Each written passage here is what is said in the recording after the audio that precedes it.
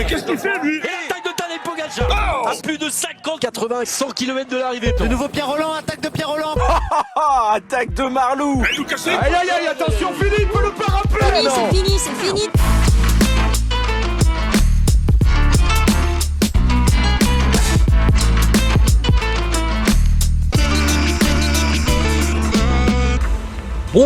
Bonjour à toutes et à tous et bienvenue dans un nouveau vélo podcast. Buongiorno a tutti, puisque ça va être le débrief du Tour d'Italie 2026, un Tour d'Italie plutôt classique. Et c'est vrai que ce classicisme italien, on n'en avait pas trop l'habitude ces derniers mois. On va en parler un petit peu avec Paul, le cycle des temps sur YouTube, TikTok, Instagram notamment, qui est avec moi. Salut Paul. Salut, très content d'être avec toi pour débriefer ce Tour d'Italie. Plaisir partagé Paul, avec un Giro, je le disais, un petit peu classique. On a retrouvé des échappés qui sont allés au bout, des bagarres pour les maillots distinctifs. On a retrouvé une surprise au classement général avec Afonso Eulalio. Des grosses étapes de guerriers. On se souvient notamment de la victoire d'Arrieta à la 5e étape avec, tu sais, ce scénario complètement dingue où il y a deux chutes. Les gars, ils sont sur la route mouillée. Il y en a un qui chute après l'autre, qui rattrape l'autre. Enfin bref, c'était assez incroyable comme fin d'étape. Bref, je le disais, un Giro un peu classique, mais ça fait du bien un peu le classicisme. Ouais, effectivement, on pouvait un petit peu le présager au départ, un petit peu quand on avait fait notre brief d'avant Giro, on imaginait tous Jonas Vingegaard l'emporter. Bon, c'est ce qui s'est produit assez facilement. On en parlera aussi après, aussi au classement par points, on envisageait une belle bataille qui n'a pas forcément eu lieu comme on l'espérait. Il y avait un coureur qui s'est intégré dedans au fil de la course, et également quand même quelques belles échappées, même si l'UAE aussi a eu pas mal de mainmise sur ses étapes en échappée, mais il y a des belles victoires. Je pense à celle d'Alex Segart aussi au coup du kilomètre aussi sur une des étapes. Donc non, il y avait un peu de prévisibilité et des fois il y avait les petits scénarios un petit peu surprises, donc il y avait un mixte des deux. Ouais, avec on peut parler aussi de la victoire d'un Uruguayen, de Silva dès la 2e étape où il a profité un petit peu du chaos aussi dans le final, qui a coûté notamment aussi l'abandon du leader des UAE, de Adam Yates, les UAE qui ont dû se réinventer avec Narvaez derrière qui est allé chercher quand même 3 étapes. Donc c'est vrai que il y a eu beaucoup de situations, il y a eu beaucoup de scénarios qu'on n'attendait pas forcément qu'on espérait, qu'on n'attend plus forcément sur les courses World Tour, sur les grands tours où c'est très cadenassé aujourd'hui, notamment surtout le Tour de France. Là sur ce Giro on l'a eu. On peut penser aussi à la victoire de Ballerini au sprint à Naples avec la chute dans le dernier virage sur les pavés mouillés. Bon bref, ça a été quand même un Giro qui a été assez animé. Est-ce que toi t'as un moment fort qui te revient en tête sur ce Tour d'Italie?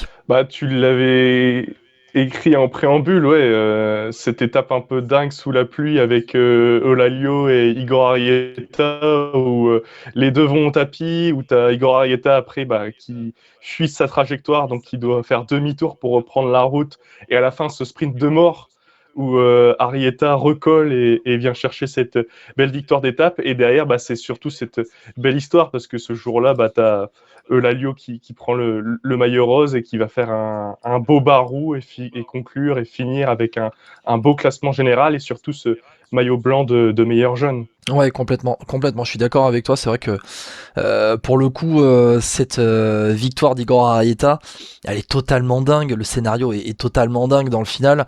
Ils prennent des risques sous la flotte.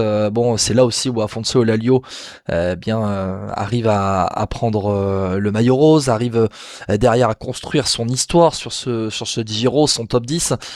On n'aurait pas forcément misé sur un top 10 d'Afonso Eulalio avant le Giro, et là il l'a construit grâce à cette échappée. Et puis dans ce final où il chute tour après tour, c'est vrai. Mais pour pas te copier, pour pas redire la même chose que toi, je vais m'avancer vers la victoire d'Alex Segart. Et tu en as parlé d'Alex Segart. Ce coup du kilomètre, on n'a plus l'habitude. Enfin, c'est même au-delà du kilomètre, parce que je crois que c'est sur une courbe à 2 ou 3 kilomètres de l'arrivée qu'il attaque. Et derrière, il fait la nique au sprinter, un peloton qui était un peu dépeuplé des équipiers de sprinters avec une bosse un peu plus tôt, me semble-t-il. Et c'est vrai que derrière, Alex Segart, il a refait... il a refait un peu le coup qu'il avait pu faire sur les classiques printanières où il s'était imposé en solitaire, et c'est vrai que là le Belge il remporte une sacrée victoire d'étape. J'ai envie de dire que parfois ça manque un petit peu de retrouver ses coups. C'est vrai que bon, ça manque un petit peu de retrouver ses tentatives dans le final avec des équipes qui sont désorganisées. Enfin bon, tu vois, je trouve en clair que ce Giro a trouvé un équilibre qui moi m'a plu. Certains ça ne leur a pas plu parce que Vingegaard il remporte 1, 2, 3, 4 victoires d'étape. Le maillot rose c'était écrit, c'était comme ça. Mais il y a eu beaucoup plus de variété que la simple victoire de Vingegaard nous le laisse penser quand même. Non, c'est vrai que je pense que le grand public se dit que ça a été un Giro un peu fade parce que Vingegaard, c'était un peu le chemin tout tracé vers la victoire. Donc si on regarde seulement par ce prisme du classement général, effectivement, on a de quoi être déçu parce que il n'y a pas réellement eu de combat à proprement parler pour le classement général. Mais ouais, que ça soit quand même pour les échappés, il y a eu pas mal de coups tentés. Pour le sprint, il y a eu bataille, et même pour du coup le maillot blanc jusqu'au bout, il y a eu bataille entre Eulalia et même Piganzoli, le coéquipier de Jonas Vingegaard. Donc non, c'était pas le meilleur Giro, on va pas se le cacher, mais c'était pas un Giro des plus inintéressants. C'était intéressant à suivre justement. Ouais, exactement. Et puis c'est vrai que contrairement au Giro remporté par Pogačar il y a 2 ans, Visma a su laisser un peu en vie les autres sur des étapes. Oui, Vingegaard a remporté 4 victoires d'étape au sommet, il a remporté pratiquement toutes les victoires d'étape au sommet. Voilà, il y a quand même eu, après les victoires un peu, pas en moyenne montagne, mais sur des étapes plus escarpées, avec du Narvaez, avec du Valgren qui a remporté la 17e étape. Ce que je veux dire, c'est qu'il n'y a pas eu ce rouleau compresseur que peut être la team UAE. Visma a su un peu en donner un peu à gauche à droite. Le maillot blanc de Eulalia, ça on l'aurait pas vu sous Pogačar par exemple.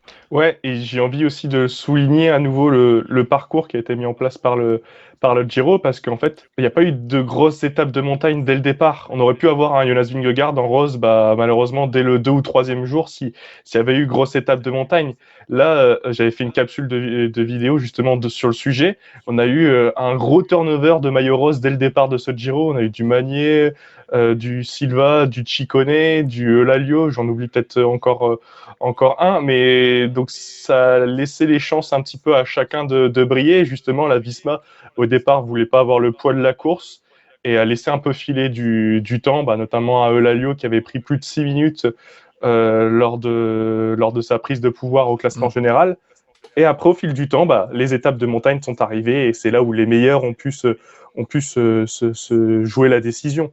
Mais le scénario a été bien goupillé par le parcours proposé par les organisateurs. Ouais, je suis plutôt d'accord avec toi. C'est vrai que ce parcours, il est monté crescendo au niveau des difficultés, et puis il y a eu de la place qui a été laissée aux sprinters quand même. On a eu pas mal d'arrivées massives avec les victoires de Magnier. Mine de rien, l'arrivée à Naples avec Ballerini, c'était pour les sprinters, ça s'est joué entre sprinters. L'arrivée d'Alex Segart, c'était pour les sprinters, et il a réussi à jouer son coup.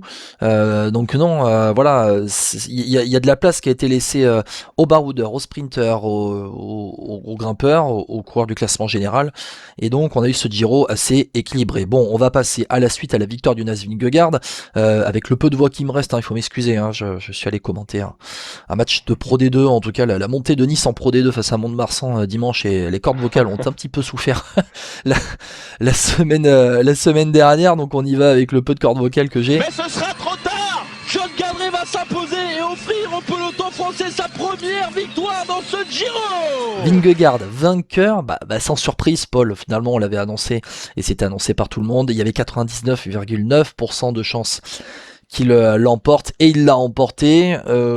Déjà sur la victoire en elle-même de Vingegaard, pas de surprise, il a respecté son rang. Ouais, et puis au départ, je faisais attention, je regardais un petit peu de la manière dont il brillait, donc il remportait les étapes. À un moment donné, je me disais, est-ce qu'il la joue à l'économie en prévision du Tour de France? Mais mine de rien, je pense qu'il s'est quand même pas mal employé sur les étapes auxquelles il a été les remporter, parce que au moment où il avait pris le pouvoir au classement général, il aurait pu justement jouer vraiment sur la défensive. Mais non, avec le maillot rose, il a quand même été encore chercher des étapes. Mais ouais, non, il était très solide. Il a été entouré d'une équipe très solide, d'un bel Italien, Davide Piganzoli, qui a été vraiment l'équipier de luxe et qui se permet aussi de terminer dans le top 10 du classement général. Ouais, j'ai beaucoup aimé Piganzoli, qui était un petit peu l'équivalent, enfin en tout cas l'éternel rival chez les équipes jeunes italiennes de Giulio Pellizzari. Les deux sont de la même génération, ont grandi ensemble, étaient en équipe d'Italie chez les juniors, les espoirs sur les courses de leur catégorie. Piganzoli qui est arrivé chez la Visma, qui est donc accompagné Vingegaard sur ce Giro. Sur le podium, on en parlera un peu après, il y a Jay Hindley qui sera futur équipier normalement de Vingegaard à la Visma. En tout cas, l'Australien de la Red Bull Bora est annoncé à la Visma, ça c'est une autre histoire. Mais c'est vrai que Vingegaard, finalement, il a respecté son rang, et on avait une interrogation vis-à-vis de sa préparation en vue du Tour de France qui disputera au départ de Barcelone dans un mois. Il est monté en pression. On a vu sur la première arrivée au sommet, qui est remportée par Vingegaard au Blockhouse, il fait pas un énorme différentiel sur Félix Gall. Il remporte l'étape pour une vingtaine de secondes, il me semble. Mais derrière, au fur et à mesure, tu sens que sur les 3 semaines, il y a une vraie forme ascendante, qu'il a en fait pointé les arrivées au sommet pour travailler sur des efforts de plus d'une demi-heure à un certain seuil. Et il s'est servi de ce Giro comme d'une vraie préparation pour le Tour de France en collant, on va dire, à peu près 1 minute sur ses poursuivants sur chaque arrivée au sommet, pour terminer avec 5,22 d'avance sur Félix Gall et 6,25 sur Jay Hindley, 7 minutes sur Thymen Arensman. C'est à peu près le tarif qu'il colle à ces coureurs-là sur le Tour de France aussi de manière habituelle. Non, mais t'as tout dit, puisque t'as raison, sur les premières arrivées au sommet, les 2 premières, je crois, où c'est Félix Gall qui finit juste derrière Vingegaard, ça joue à coup de secondes, 10-20 secondes, et puis ça termine sur la dernière arrivée qui gagne. Je pense qu'il y a plus de la minute sur Félix Gall et les autres. Donc il est monté en pression petit à petit, et même lui, il a souligné, je pense, en interview après Giro, en disant que il suit le cycle parfait pour derrière enchaîner sur le Tour de France. Donc c'est pas le sujet aujourd'hui, mais il enchaînera, je pense, aussi un haut niveau aussi sur le Tour. C'était intelligent aussi de sa part, parce que surtout qu'en plus, encore une fois, le tracé du Giro lui permettait de monter en pression de la première à la 3e semaine. Ouais, et puis mine de rien, le tracé du Tour de France permet aussi de monter en pression de l'autre côté, parce que s'il y a des Pyrénées, on va pas dire qu'ils sont escamotés, mais il y a une seule vraie étape de montagne dans les Pyrénées cette année, avec une arrivée qui n'est pas difficile, mais il y a le passage par le Tourmalet avant, mais l'arrivée à Gavarnie, la montée de Gavarnie, c'est une montée roulante, c'est une montée roulante avec quelques forts pourcentages sur les derniers hectomètres une fois passé Gavarnie, mais pour Jonas Vingegaard, normalement ça doit pas lâcher, ça doit pas être lâché. Donc après il va monter en pression avec l'arrivée dans le Massif central et les Alpes pour la deuxième partie du Tour. Mais la seule interrogation que j'ai pour Vingegaard, c'est l'usure mentale. On sait qu'il est très proche de sa famille, on le voit à chaque fois, à chaque fin d'étape, à chaque arrivée d'étape, il appelle sa femme, les enfants, voilà. On sait qu'ils sont très proches. Il est parti 3 semaines, là il va venir se reposer pour peut-être repartir quelques jours en stage avant d'aller sur le Tour. C'est la seule interrogation que j'ai, l'usure mentale de Vingegaard sur la fin du Tour de France. L'usure physique, je suis pas sûr qu'il est réellement pioché sur le Giro, mais c'est plus le côté mental qui m'interroge. On l'a vu même avec Pogacar l'an dernier sur le Tour, qui à la fin s'était intéressé un petit peu de tout. Oui, alors déjà l'an dernier sur le Tour. Et puis il y a 2 ans, il avait enchaîné Giro et Tour de France. Mais c'était plus l'an dernier qui m'a laissé cette impression de j'en ai un peu marre. Mais effectivement, il peut avoir cette usure-là, mais je pense que psychologiquement, il s'est préparé dès le début de saison. Il s'est dit ces 2 principaux objectifs de l'année, c'est le Giro et le Tour. Il n'avait pas non plus tant roulé que ça avant. Je pense qu'il aura justement tout le bonheur de retrouver sa famille après le Tour de France. Et c'est aussi justement ces coups de fil juste après les étapes. C'est vrai que c'est toujours assez marrant à voir. Mais justement, ça lui permet à pas vaciller psychologiquement aussi et de garder le contact avec sa famille. Donc je pense que c'est un problème qui a été bien cerné par lui et son entourage. Ouais, t'as raison de parler l'année dernière pour Pogacar. L'année dernière, Pogacar, il a les classiques qui sont arrivés et finalement, il a a derrière été fatigué mentalement sur cette fin de Tour de France. Je suis en train de recompter les victoires de Jonas Vingegaard. Je me suis pas trompé, j'ai bien 1, 2, 3, 4, 5. J'avais dit 4, c'est 5 victoires d'étape. 5 victoires d'étape pour Jonas Vingegaard, bien évidemment. Et en commentaire, je pense que depuis que j'ai dit tout à l'heure, vous allez me le faire remarquer, mais voilà, on se corrige, y a pas de problème. Jonas Vingegaard, 5 victoires d'étape au sommet. Jonas Vingegaard, tu penses, allez, on jette un pavé dans la mare maintenant, tu penses qu'il peut rivaliser avec Tadej Pogačar sur le Tour de France, où il terminera, comme l'année dernière à 4 minutes du Slovène? Ouais, il l'a présenté en disant qu'il venait pour gagner le Tour de France cette année, mais je sais plus où est-ce qu'il avait fait cette annonce-là, mais il a dit lui-même qu'il venait pour la gagne, que ça faisait 2 ans que c'était Pogačar, lui il avait fait 2 ans, donc c'était à son tour de venir gagner le Tour de France. Il va pas dire qu'il vient pour la Voilà, deuxième place. on est d'accord, mais il vient, c'est rare de l'entendre avec de fermes intentions, tu vois. Après, j'avoue que je me disais, bon, après son Tour d'Italie, il sera pas impactant sur le Tour de France de la manière je pense pas qu'il allait faire de podium. Après, là, vu comment, justement, on en a parlé juste avant, il est monté crescendo, ça a été fait intelligemment. J'ai l'impression que là, il va récupérer un peu, il va enchaîner avec le Tour de France. Je pense qu'effectivement, sa place de dauphin derrière Pogačar, elle est tout à fait assumable une année de plus. Après, de là, batailler avec Pogačar, j'ai quand même un peu de mal à l'imaginer. Peut-être qu'à l'inverse, Vingegaard se bataillera peut-être plus pour avoir cette place sur le podium avec d'autres leaders, d'autres équipes qui voudront également cette place de dauphin. Et mine de rien, Jonas Vingegaard complète la trilogie des grands tours avant Tadej Pogačar, donc c'est le 8e coureur à remporter les 3 grands tours. Avant lui, il y avait Chris Froome, Vincenzo Nibali, Alberto Contador, Bernard Hinault, Eddy Merckx, Felice Gimondi et Jacques Anquetil, donc pour les vainqueurs de grands tours, les 3 grands tours gagnés dans une carrière. Tu le places où vis-à-vis de ces coureurs-là? Moi je vais parler un petit peu de l'histoire récente, mais il a tout à fait sa place là-dedans, même si c'est pas du coup le recordman sur des grands tours. Froome il s'est approché très proche du record du Tour de France, avec ses 4 victoires, il en manquait plus qu'une. Au final, il a été intelligent, il a été chercher les tours qui lui manquaient à son palmarès. Bon, on reparlera du coup de l'adversité du Tour d'Espagne, du Tour d'Italie, du coup qui n'était pas...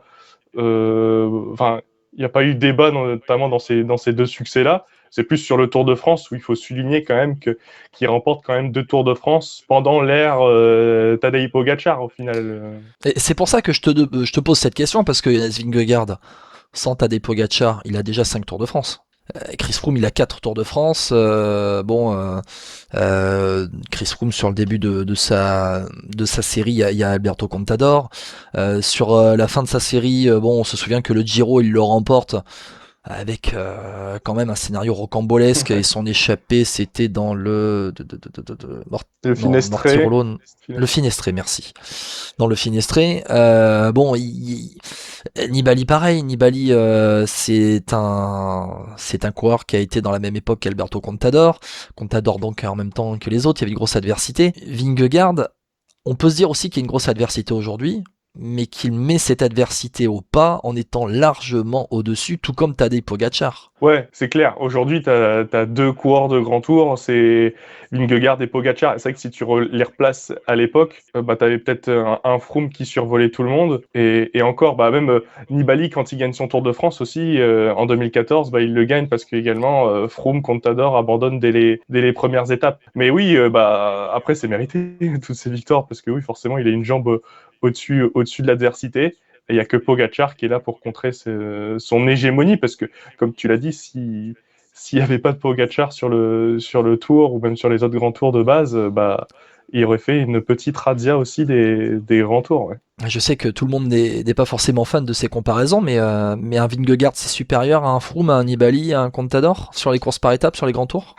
C'est trop compliqué. C'est une grosse question, attention, c'est pas... C'est trop compliqué à décrire, parce que chacun a ses styles différents.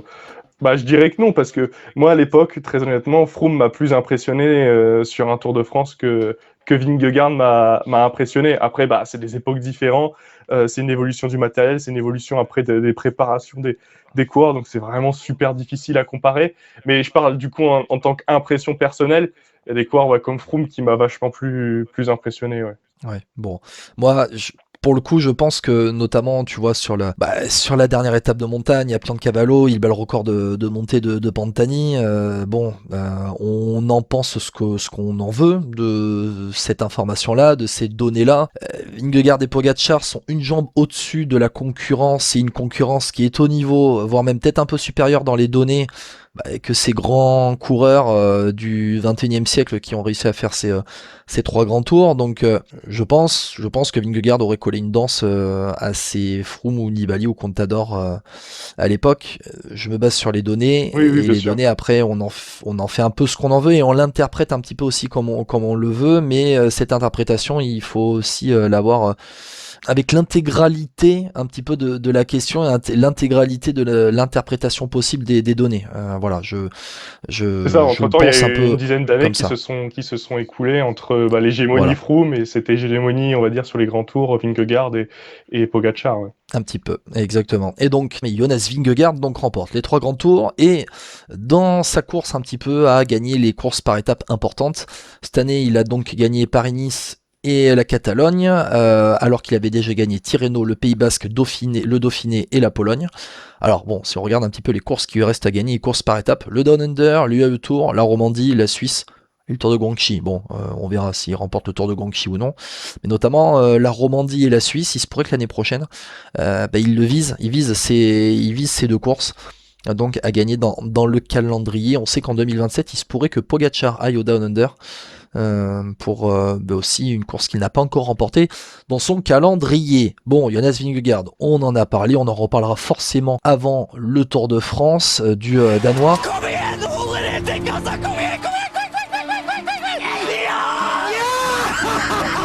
L'autre grand homme de ce Giro 2026, Paul, c'est un Paul.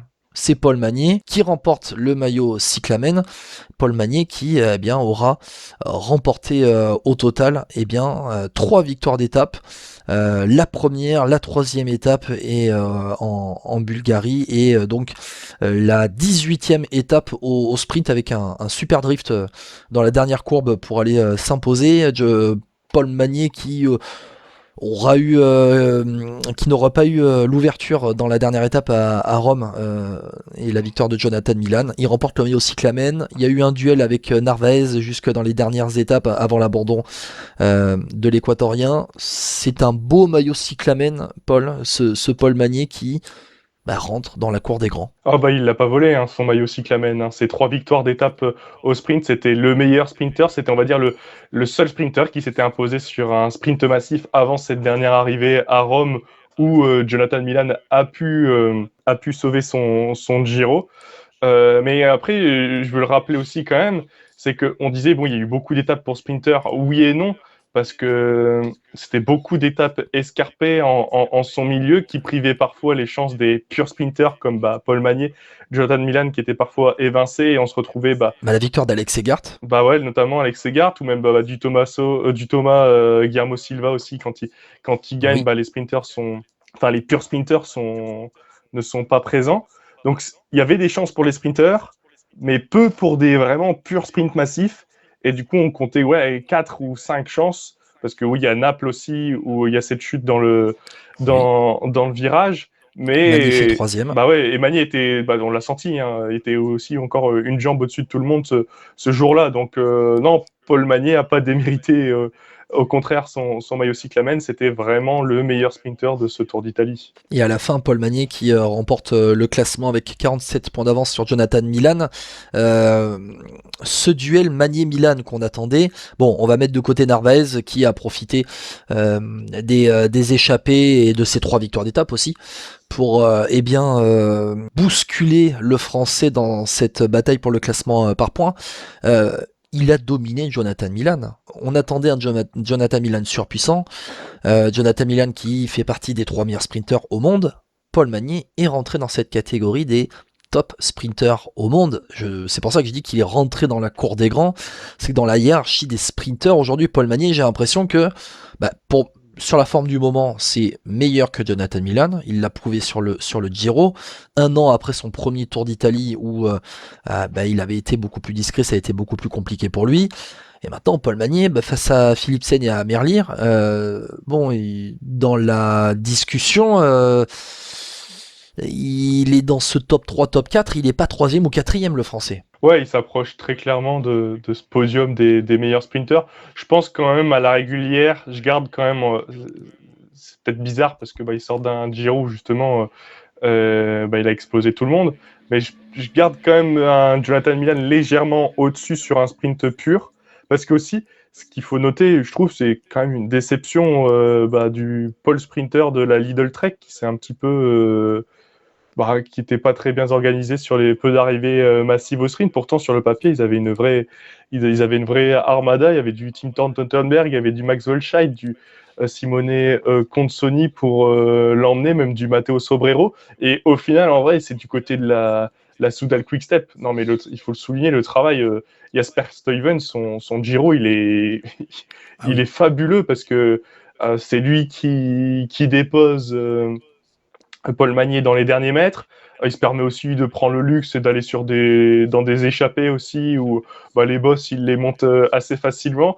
Non, il a survolé son Giro, Jasper Stuyven, et il a parfaitement... Une deuxième place derrière Davide Ballerini quand il y a eu la chute dans le final, si je me trompe pas. Ouais, c'est ça. Et donc, il a été d'un parfait soutien pour Paul Magnier qui l'a déposé aux petits oignons sur toutes ses arrivées qu'il a remporté. C'est pour ça que je veux quand même temporiser là-dessus. Paul Magnier, il a un incroyable sprint. Tu sens qu'il est dans les top 4 meilleurs sprinters au monde.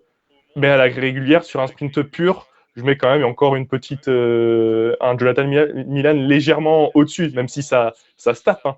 Mais ça s'est joué pas mal sur la préparation du sprint à chaque fois. J'oublie Olaf Koy dans la discussion des meilleurs sprinters au monde, le néerlandais de la Decathlon CMA-CGM, qui est revenu sur les boucles de la Mayenne la semaine dernière et qui est annoncé avec Paul Sexas sur le Tour de France.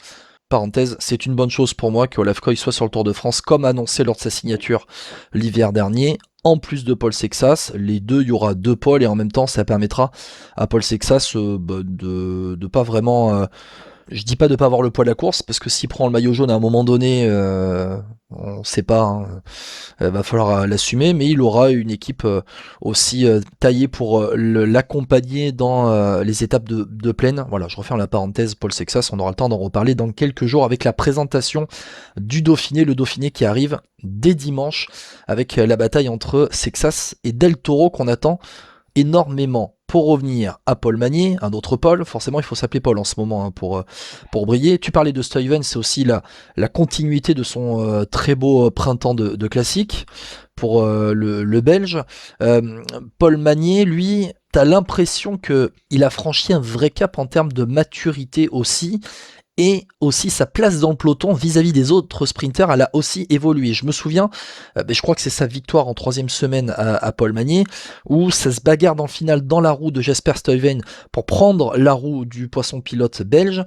Et j'ai un souvenir notamment que Jonathan Milan voit Paul Magnier arriver, et il ne prend pas tous les risques, l'Italien, malgré le fait qu'il soit un spécialiste de la piste, pour prendre la roue du Belge, parce que il y a ce respect aujourd'hui vis-à-vis de Paul Magnier avec ce statut qui a évolué. Ouais, il y a ce statut-là, t'as raison. Quand tu gagnes, t'es tout de suite plus respecté, t'es tout de suite plus suivi. Et je pense, au contraire, que Jonathan Milan ne voulait pas se caler dans la roue de Stuyven. Il voulait vraiment être dans la roue de Paul Magnier, une roue dangereuse pour lui. Et il savait que le danger, il allait arriver de lui et qu'au moment de lancer son sprint, si Jonathan Milan était calé dans la roue de Paul Magnier, ça augmentait ses chances pour lui de l'emporter, mais dans mes souvenirs, il a jamais tout à fait été dans sa roue. Il y avait toujours 1 ou 2 coureurs qui étaient intercalés. Il se faisait toujours avoir dans les derniers mètres. Et sur des arrivées au Giro aussi, où il y avait jamais réellement, sur les arrivées massives, il y avait rarement une arrivée de 500 mètres en ligne droite. Il y avait toujours ce petit virage ou alors cette petite courbe, c'est ça, qui faisait que si tu étais derrière, fallait remonter par l'extérieur, c'était tout de suite des efforts supplémentaires que tu perds pour ton effort final et ton sprint. Donc non, encore une fois, le placement était prépondérant sur ses arrivées. Est-ce que tu as un point que tu voudrais mettre en avant sur les sprinters? Je peux penser notamment à Tobias Lund Andresen, qui n'a pas réussi à accrocher de gros résultats sur ce Giro. Peut-être parmi les autres sprinters qui étaient là, du Dylan Groenewegen aussi, qui était présent, qu'on avait classé parmi les top sprinters avec Milan et Magny de ce Tour d'Italie. Ouais, c'était les deux coureurs auxquels je pensais. En vrai, c'est vrai. Deuxième étape deuxième de la première étape pour Lund Andresen, mais derrière c'est en dehors du top 5. Vas-y, je te laisse. Non, c'est vrai que du coup c'est une déception. Je trouvais justement que le Giro avait super bien démarré pour Tobias Lund Andresen, parce que dans mes souvenirs également, il était pas si loin que ça de jouer la gagne face à Paul Magny. Ça s'est pas joué non plus. C'était très disputé. Et ensuite on l'a plus vu du tout. Je crois qu'il a été malade aussi sur la première semaine, etc. Peut-être que derrière, ça a été un peu plus compliqué sur la durée, sur les 3 semaines de course. L'enchaînement aussi avec les étapes vallonnées, montagneuses, l'ont peut-être fait perdre un peu ses jambes. Et c'est vrai qu'aussi... Il fait 9e de la 3e étape, et après il fait 7e de la 15e et de la dernière étape. Ouais, en vrai, au vu de son début de saison, on s'attendait à mieux. S'il n'y avait pas eu le début de saison qu'il avait fait, ça aurait été, on va dire, ça aurait été correct en vrai sur le papier. Mais c'est vrai qu'on avait élevé un petit peu notre curseur au niveau des attentes après ce début de saison qu'il nous avait fait en Australie assez fabuleux. Et côté de la Rocket avec Groenewegen, qu'on avait cité, moi je l'avais cité en mode en potentiel vainqueur de la première étape et qui pouvait prendre le maillot rose de cette première étape. Au final, aussi, petite déception, il a toujours eu un moment... si, c'est l'étape de Naples où il est super bien emmené. Oui. Ça part pour être pas trop mal. Et puis, il chute lors de l'étape de Naples, il chute lors de la première étape aussi, il est très bien placé, il chute lors de la première étape, il y a une grosse chute massive. Il n'a pas été chanceux, il arrive à faire 3e de la 3e étape remportée par Paul Magny, fait 4e de la dernière étape à Rome, il fait 6e de la 15e étape, cette 15e étape qui avait été remportée par Werners, qui a bien... c'est l'arrivée à Milan, voilà, où les échappés arrivent à faire la nique aux sprinters dans les rues de Milan, avec les temps gelés, bref... On reviendra sur ça, mais derrière, on reviendra pas sur ça, mais derrière Groenewegen, c'est vrai que pour la Rocket, il a marqué quelques points, il a été présent, il a fait du Groenewegen. Voilà, c'est-à-dire que dès qu'il y avait une grosse bosse, Groenewegen, hop, dans le final, tu savais qui était Popcorn, qui était plus là. Ouais, il s'est plus montré. C'est en plus pour une équipe qui est quand même de base en 2e division, là, qui a invité. Il a joué son coup à fond. Ils sont venus avec quand même une belle équipe sur le papier. Même Lucas Koupis aussi a tenté aussi de son côté. Ça n'a pas été non plus en réussite. Depuis le début de saison, il n'est pas en réussite non plus. L'autre sprinter de la Rockets. Mais bon, ils étaient là, et même des échappées, ils ont tenté. Il y avait du Woodpulse aussi qui a été envoyé dans certaines échappées. Il fait 22e au final aussi. Ils ont montré le maillot. Bon, on pouvait s'attendre. Je m'attendais quand même à une petite victoire, sortie du chapeau quand même, la Rockets. Ouais. Mais non, pas de déception quand même. C'était leur premier Tour d'Italie. Et, ils ont fait honneur au Tour d'Italie quand même. Ouais, on va en parler parce que cette équipe-là a fait honneur à son invitation sur le Tour d'Italie, a marqué quelques points quand même, plus de points que d'autres équipes World Tour qui étaient au départ, et le bilan des points UCI marqués sur ce Tour d'Italie, on va le faire à la toute fin. À pied derrière. Derrière c'est l'hécatombe, tout le monde est à pied, j'ai l'impression pratiquement. Tout le monde est à pied. Parce qu'on va passer sur un avant-dernier thème avant ces points-là, vis-à-vis aussi du classement général. Derrière Jonas Vingegaard, on a parlé des deux grands hommes de ce Tour d'Italie, pour moi, Jonas Vingegaard et Paul Magny. Derrière, donc Jonas Vingegaard, on a parlé un peu rapidement aussi de Jonathan Narvaez qui a été très impactant avec cette équipe UE qui s'est réinventée, mais derrière donc Vingegaard, on a Félix Gall qui a confirmé son statut. Aujourd'hui, Félix Gall, parmi les tout meilleurs derrière Vingegaard et Pogacar, il fait partie des tout meilleurs aujourd'hui coureurs de course par étape. Félix Gall, qui est annoncé chez Lidl Trek la saison prochaine, l'Autrichien. Bon, Félix Gall devant Jay Hindley, Gall 5e du dernier Tour de France, Jay Hindley ancien vainqueur du Giro, bon, qui a du mal à confirmer, mais qui est toujours placé. Et après, on a Thymen Arensman, Derek G, qui sont des coureurs qui, eux, sont des... Allez, ce n'est pas insultant du tout, mais des fonds de top 10 de Grand Tour, généralement. Des coureurs plutôt entre la 5e et la 10e place, et qui, avec la concurrence qui était au départ, sont à leur place dans le top 5 de ce Giro. Ouais, bah, tu l'as souligné. En vrai, j'étais un peu surpris. Enfin, pas surpris, si. Moi, je me rappelle dans mon pronostic, je mettais un Pellizzari en 2 et j'avais mis Bernal en 3. Bah, la plus grosse Ouais. surprise des deux, pour moi, forcément, c'est Giulio Pellizzari qui a un peu On va le explosé. nuancer un petit peu. Ouais, on va le nuancer un petit peu. Pellizzari qui a pris un gros virus pendant ce Giro, l'Italien. C'est vrai que on l'attendait à mieux. Il s'est retrouvé en équipier de luxe de Jay Hindley. Mais Pellizzari, bon, en fait, je suis un peu gêné parce que oui, il prend un virus, mais c'est vrai que bon, il a eu du mal à s'en remettre derrière. C'est vrai que quand tu chopes un virus pendant un grand tour, pour t'en remettre au niveau de la récupération, c'est très compliqué. Mais bon, l'Italien n'a jamais été réellement en capacité de jouer avec les gros, quoi. Enfin bon, c'est plutôt sur des étapes punchy qu'il a réussi à briller. Ouais, bah oui, du coup, c'est un peu. Enfin, pour moi, ça reste quand même une déception. Même lui, il l'a avoué après, à la fin du Giro, en disant que il voulait tout de suite oublier ce Tour d'Italie et penser à autre chose, penser à la suite de la saison. Mais oui, forcément, il faut contraster, effectivement, parce que bah, toutes les planètes n'étaient pas alignées pour lui sur ce Giro. Et puis, bah, voilà, il en a fallu s'en remettre bah, justement à Jay Hindley, qui, j'avoue, honnêtement, bah, prime abord, je pensais que ça serait pour Giulio Pellizzari. Au final, c'est un ancien vainqueur du Giro qui a pris la relève et qui prend quand même, bon, il fait son podium, son top 3. Bon, au final, ça limite la casse côté Red Bull Bora Hansgrohe. Ouais. Et je suis très frustré pour Jay Hindley. Je suis très frustré pour Jay Hindley parce que bah tu sens qu'il a il a du talent, le gamin. Il arrive à faire il arrive quand même à faire 4e au blockhouse, mais il tente de suivre Vingegaard et puis derrière il explose dans la roue du Danois. Il termine dans la même seconde que Ben O'Connor, Ben O'Connor a existé, j'ai envie de dire seulement sur cette arrivée au blockhouse. Il termine 16e du général final, l'Australien de la Jayco à Lula, et donc bon bah voilà, Pellizzari qui a réussi un petit peu à travailler pour Jay Hindley en accrochant un autre top 5 sur la 14e étape, avec l'arrivée à Pila. Pour le reste, bon, Félix Gall, c'est pas vraiment une surprise. Thymen Arensman, bon, bah, ça a été lui finalement le leader de la Ineos, parce que bon, au-delà d'Egan Bernal, tu as l'impression qu'après bon, l'enchaînement, notamment Tour des Alpes, Liège-Bastogne-Liège, il a bien débuté. Il était 3e du général, donc après la victoire de Silva, l'Uruguayen, lors de la 2e étape.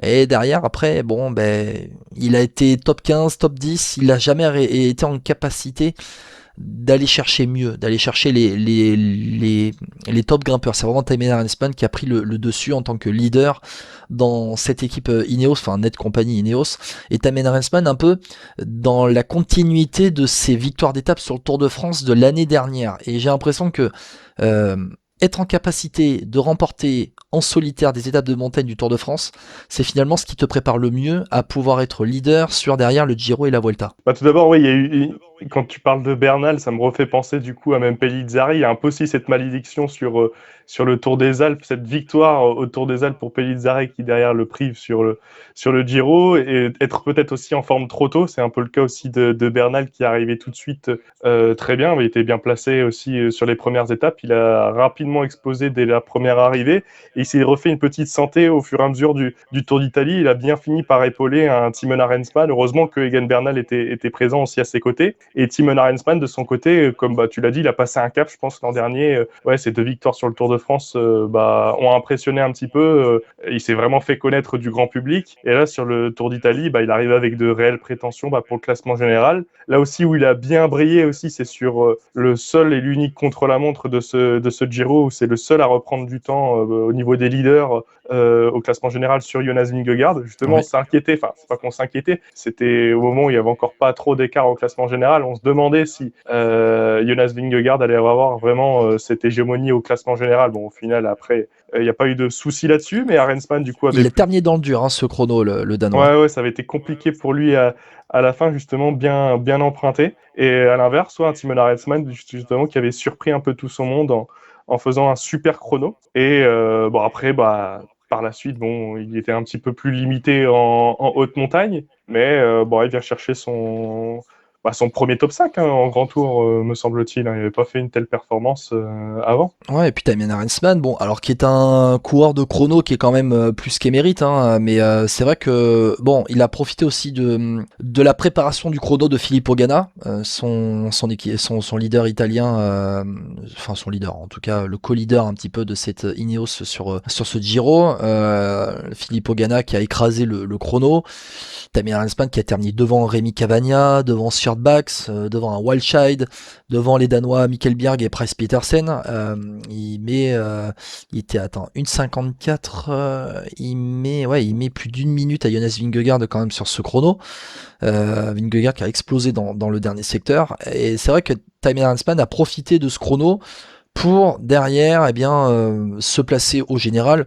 Allez, on va dire que s'il était dans les mêmes temps que les autres au chrono, il serait pas 4e, mais plutôt 5e, parce qu'après il y a un écart avec le reste, et notamment la surprise, Afonso Eulalio quand même, on va terminer par lui, parce que Piganzoli qui a terminé 8e, Piganzoli c'est un coureur qui est un jeune Italien qui a accompagné Vingegaard. On pourra parler un petit peu à la Tudor, on va parler de la Tudor après avec les points marqués, parce que Estorer et Mathis Rondel ont été vraiment à un niveau intéressant, mais Afonso Eulalio, à la Bahreïn, il a profité de son étape, son échappée en début de Giro, pour se placer au général. On a l'impression de revoir un petit peu le Thomas Vauclair d'antan sur le Tour d'Italie. Ouais, et en plus, c'est cool parce que ça se voit que c'est un bon gars. Enfin, il était toujours tout sourire, même quand il était en difficulté. Ouais. Même l'étape où il chute en pleine étape, où on se dit c'est foutu, du coup il va perdre son maillot, etc. Il finit en fin d'étape par attaquer 2 fois, et non, il l'a pas démérité. On pourrait parler forcément du coup que son échappée l'a propulsé à jouer ce classement général. Je pense que il a mis forcément un peu plus en confiance, et aussi en confiance au niveau de son équipe. Je pense que son équipe, elle venait plus il y avait du Tiberi, je pense, à la base, mais qui avait déclaré forfait avant, ou même Buitrago, je crois, qui était aligné pour l'équipe Bahreïn à la base, mais donc ça jouait. Je me remets dessus, mais c'est vrai qu'il y a eu c'est notamment en début de Tour d'Italie avec Buitrago qui était aligné, et Buitrago qui a abandonné après la chute sur la deuxième étape, qui avait envoyé Adam Yates au tapis, et qu'on a vu Adam Yates terminer la tête dans la boue, et Buitrago qui lui aussi avait dû abandonner avec cette très grosse chute. C'est ça, et du coup on pouvait peut-être s'imaginer à ce que ça soit le vieux briscard Damiano Caruso qui avait fait 2e justement derrière Egan Bernal il y a quelques années de cela, et au final même si Caruso fait 9e, c'est Eulalio. Franchement, le pronostic improbable à faire avant Giro, la belle surprise, et il l'a pas démérité justement. Il a porté fièrement ce maillot rose, il l'a tenu pendant plusieurs jours, et il s'est accroché. Il s'est fait mal pour essayer de le conserver. Donc, et derrière, une fois qu'il avait perdu ce maillot rose, il y avait une nouvelle quête, c'était conserver du coup ce maillot de meilleur jeune, qui l'a fait brillamment jusqu'au bout. Et quand tu regardes le classement à Piancavallo, à la dernière étape de montagne, il fait 7e à Piancavallo quand même, parce que il faut terminer avec de la fraîcheur pour le Portugais, qui a été en capacité de terminer devant les Caruso, les Storer, Piganzoli, qui était à 10 secondes derrière lui sur l'arrivée à Piancavallo. Il est à sa place, il a terminé ce Tour d'Italie à la 6e place, il fait 7e à Piancavallo, derrière Egan Bernal. En fait, il y a eu le top 5 qui s'est joué la victoire d'étape en tout cas qui a terminé top 5 du classement général, top 5 de cette étape de Piancavallo. Bernal qui a terminé 6ème de l'étape et Eulalio 7ème et qui a lui fait 6ème du général final. Voilà un petit peu pour le classement général. Bon voilà, en termes de déception, on peut avoir du Ben O'Connor, on peut avoir du Ciccone, mais finalement a fait du Ciccone, hein, il a joué un petit peu classement général au début. Et puis derrière, après, il a plutôt joué les échappées. Et puis bon, voilà, Enric Mas qui n'existe plus aujourd'hui sur les grands tours. Enric Mas qui joue les étapes maintenant, l'Espagnol de la Movistar, les étapes de montagne. Il était en capacité de le faire, il a tenté. Bon, sa meilleure place, je regarde Enric Mas. Il fait deuxième derrière étape, Narvaez. Ouais. Il fait derrière Narvaez. Voilà. Bon, il était fort ce jour-là, mais malheureusement, il est arrivé au sprint face à l'Équatorien, et l'Équatorien était dans une forme phénoménale sur ce début de Giro. Il avait une pointe de vitesse, et bon, c'était impossible de le battre au sprint. Aïe aïe aïe, attention Philippe, le parapet. Et pour terminer, les points UCI marqués par les équipes sur ce Tour d'Italie. Ça fait un petit bilan, ça permet de parler de ceux dont on n'a pas parlé. Parce que ça peut être alarmant pour certains. Bon, l'équipe qui a fait le plein de points, c'est la Visma, forcément, avec les classements généraux de Vingegaard, de Piganzoli, les étapes, les maillots portés, plus de 3000 points marqués pour la Visma, c'est 1000 points de plus que la Lidl Trek qui a 2285. Decathlon CMA CGM, 2000 points marqués sur ce Tour d'Italie avec les places de Lund Andresen, les places de Félix Gall, il y a peut-être Gregor Mulberger aussi qui a dû bien accompagner aussi. Oui, en effet, avec le classement général de Mulberger aussi, puisque Félix Gall fait 2e et Mulberger fait 15e. Les deux devraient suivre chez Lidl Trek. J'ai cru voir que les deux partiraient ensemble chez Lidl Trek, les deux Autrichiens, et Félix Gall qui ramène pratiquement 900 points, 885 points avec les points de la deuxième place du général.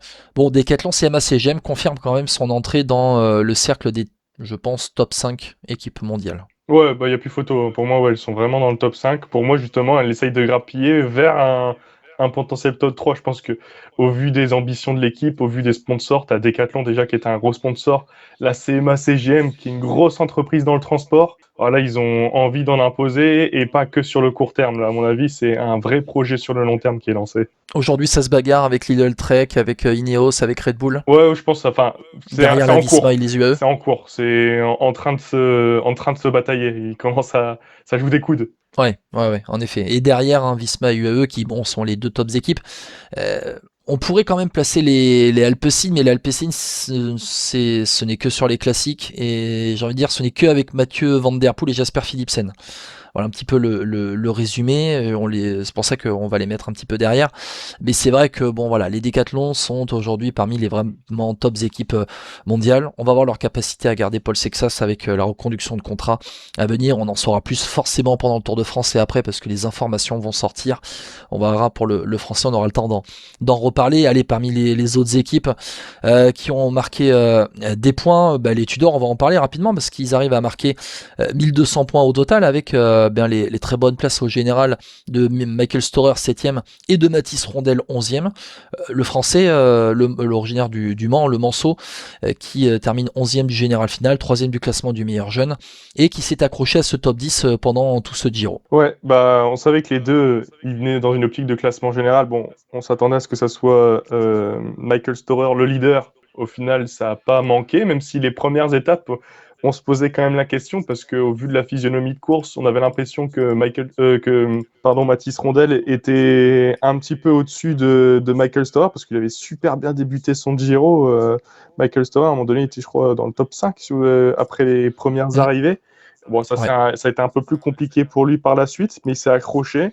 Et je pense pour un premier grand tour c'était son premier grand tour justement disputé Mathis Rondel. Donc Mathis Rondel, oui.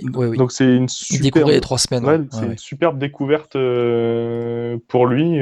Dommage qu'il n'ait pas accroché ce top 10. Ça s'est joué de peu, mais bon, au final, c'est un Giro. J'allais dire réussi. Je pense qu'ils ont tous les deux répondu aux attentes au départ de ce Giro. Ouais, oui, complètement, et ils arrivent à rapporter des points. La Tudor, c'est important pour une équipe comme la Tudor, cette acquisition de points pour être réinvité sur toutes les courses World Tour, notamment la saison prochaine.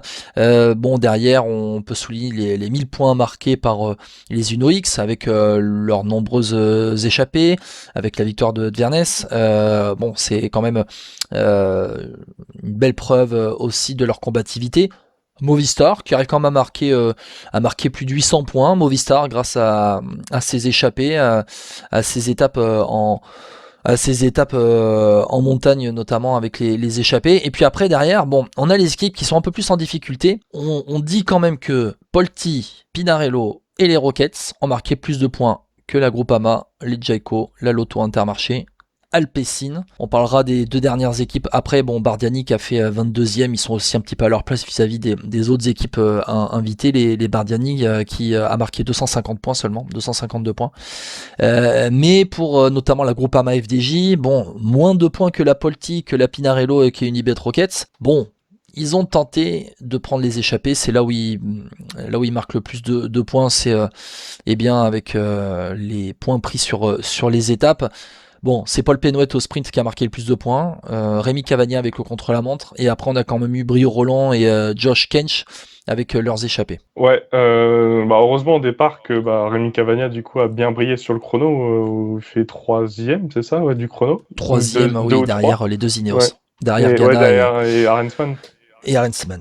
Mais donc ouais, pas mal pour Rémi Cavagna, il avait couché comme objectif. Après Josh Kench, effectivement, c'était l'homme le plus en forme, je pense, dès que la route s'élevait. Et dommage un petit peu dans le scénario aussi, je sais plus laquelle étape c'était, mais quand ils étaient 3 Groupama à l'avant et ils ont imprimé un train d'enfer au départ de cette bosse. Et à la fin, ça l'a fait totalement exploser.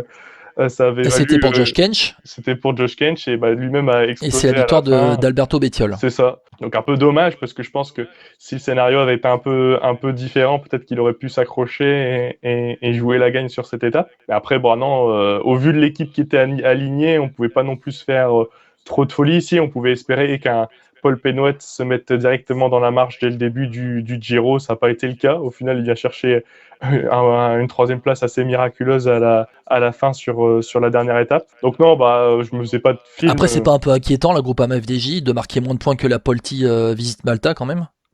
Honnêtement, au vu de l'équipe qui était alignée sur le Tour d'Italie, pour moi, ils y arrivaient sans grandes ambitions. Je pense qu'ils jouaient plus des points sur des courses de seconde zone, typiquement les 4 jours de Dunkerque, etc., qui se déroulaient pendant le Giro. Bon, ils n'ont pas non plus brillé sur ce genre de course, même en alignant du Madouas à Dunkerque. Mais non, sur le Giro, ça manquait de beaux noms. Il n'y avait pas du David Gaudu, il n'y avait pas du Romain Grégoire, les grosses têtes d'affiche de l'équipe. Je pense que tout le monde est en préparation sur le Tour de France. Mais forcément, oui, ça reste quand même inquiétant. Mais au vu de l'équipe alignée, je pense que tu ne pouvais pas non plus croire au miracle. Après, bon... Paul, quand on dit, quand il y a Axel Huens, Rémi Rocha, Brio Roland, Josh Kench, c'est moins bon que Mirko Maestri, Ludovico Criccioli, Mattia Baïs, Diego Sevilla, Giovanni Leonardi. C'est pas non plus nul, j'ai envie de dire. Et puis l'équipe Polti Visite Malta, c'est une équipe italienne, c'était à la maison, ils avaient envie d'être dans chacune des échappées qu'ils ont prises. Justement, ils ont été chercher ces points, notamment grâce à leurs échappées. Eux, ils avaient plus envie, j'ai l'impression, que Groupama. Groupama, même si on dit qu'ils ont été présents dans des échappées, ils ont aussi quand même pas mal loupé le coche sur certaines étapes où ils auraient pu être représentés à l'avant. Donc ouais, actuellement, sur le Giro, Groupama est une équipe du même niveau que la Polti Visite Malta. Ouais, c'est dur à dire, mais c'est le cas. Ouais. Voilà, Groupama FDJ, c'est 350 points. C'est un petit peu plus que la Jayco Alula qui est passée au travers avec Ben O'Connor et Pascal Ackermann qui ont été transparents, notamment les lotos Intermarché. Bon, merci Tonarts de marquer quelques points, notamment la 2e place lors de la victoire d'Alex Segart. Alpecin, première tech, c'était très compliqué. Et puis les deux dernières équipes, donc Bardiani à leur place, et on va terminer par les Picnic Postenel qui sont en décomposition complète. Cette équipe est en train de partir en cacahuète pour être poli, et à tous les niveaux. Chez les hommes, ça devient compliqué très compliqué chez j'allais dire chez les femmes, oui, l'équipe est toujours en vie chez les femmes, ou si elle est en vie, elle est en déliquescence totale. Bref, pour Picnic PostNL. Bon, Warren Barguil qui arrive à marquer 40 points sur ce Giro, notamment 10 points grâce à sa 57e place au classement général. Casper Van Huden qui a marqué 25 points au sprint, et Sean Flynn 2 points au sprint lors de ce Giro, et 30 points marqués aussi dans une étape par Warren Barguil. Les Picnic PostNL, ils ont été cataclysmiques. Ils sont vraiment à leur place parmi la pire équipe de ce Giro en fait. Ouais, bah on en parlait un peu en préambule quand on disait bah ouais, Picnic avait fini dernier. Bah je commençais à réfléchir en me disant bah à quel moment j'ai pu les voir sur ce Giro. Bah, après bon, c'est le côté un peu français. C'est le moment où les seules attaques un petit peu de Warren Barguil qui a tenté de prendre des échappées. Bon, il était pas au niveau des tout meilleurs. Bah ça arrive, c'est tout. Mais il était c'est le seul que j'avais vraiment un peu vu. Dommage aussi pour Casper Van Huden qui lui avait gagné une étape l'an dernier. On pouvait s'attendre à peut-être pas à ce qu'il a gagné une étape parce que l'an dernier c'était déjà une victoire assez surprise. Mais au moins qu'il joue quand même les tout premiers rôles sur le sprint, et là ça n'a pas été le cas sur ce Giro cette année. Ouais, ça a été très compliqué pour les Picnic PostNL. Bon dernier de ce Giro 2026, Paul, le cycle des temps, un grand merci d'avoir été avec moi. On a pris le temps de débriefer ce Tour d'Italie en long, en large et en travers. Ouais, un grand plaisir d'avoir été avec toi. Merci beaucoup, je rappelle, YouTube, Instagram, TikTok pour suivre l'actualité. Tu es aussi présent sur les courses où tu vas faire les interviews à l'arrivée et au départ. C'est bien ça, là j'étais sur les 4 jours de Dunkerque la semaine dernière, j'ai fait des immersions, c'est ça, j'ai fait des immersions avec Cofidis le temps d'une étape, et aussi avec Nice Métropole Côte d'Azur qui ont gagné leur premier succès pro avec Victor Papon en échappée et qui ont gagné le maillot à poids. Je pense qu'ils ont vécu des sacrés 4 jours de Dunkerque, donc c'était cool sur place. Exactement, un grand merci encore d'avoir été avec moi, Paul. Nous dans Vélo Podcast, on va se retrouver dans quelques jours, en fin de semaine, pour préparer et pour parler de ce Dauphiné qui arrive avec le retour sur la route de Paul Sexas, qui a passé 3 semaines en Sierra Nevada à se coltiner des 30 000 mètres de dénivelé, assez incroyable. Paul Sexas qui est en grande forme pour affronter Isaac Del Toro. Un petit peu le duel du successeur de Pogacar entre guillemets chez UAE. En tout cas, l'information de BP Conti, après avec des pincettes, on sait très bien que le journaliste italien est aussi bien informé qu'il peut balancer des saucisses. Mais il est dit que le vainqueur de ce Dauphiné entre Sexas et Del Toro aura droit à prendre la suite de Tadej Pogacar chez les UAE. Après ça c'est aussi des jeux d'agents pour faire monter les enchères, notamment pour la re-signature de Paul Sexas chez Decathlon, CMA, CGM. Bref, on aura le temps d'en reparler de tout ça. Paul, à très bientôt. À bientôt. Et nous on se retrouve dans Vélo Podcast en fin de semaine pour parler du Dauphiné. Disponible ce podcast forcément sur YouTube et les plateformes Deezer, Apple Podcast et Spotify. Ciao ciao Paul, à très bientôt, et à toutes et à tous, à très bientôt, ciao ciao.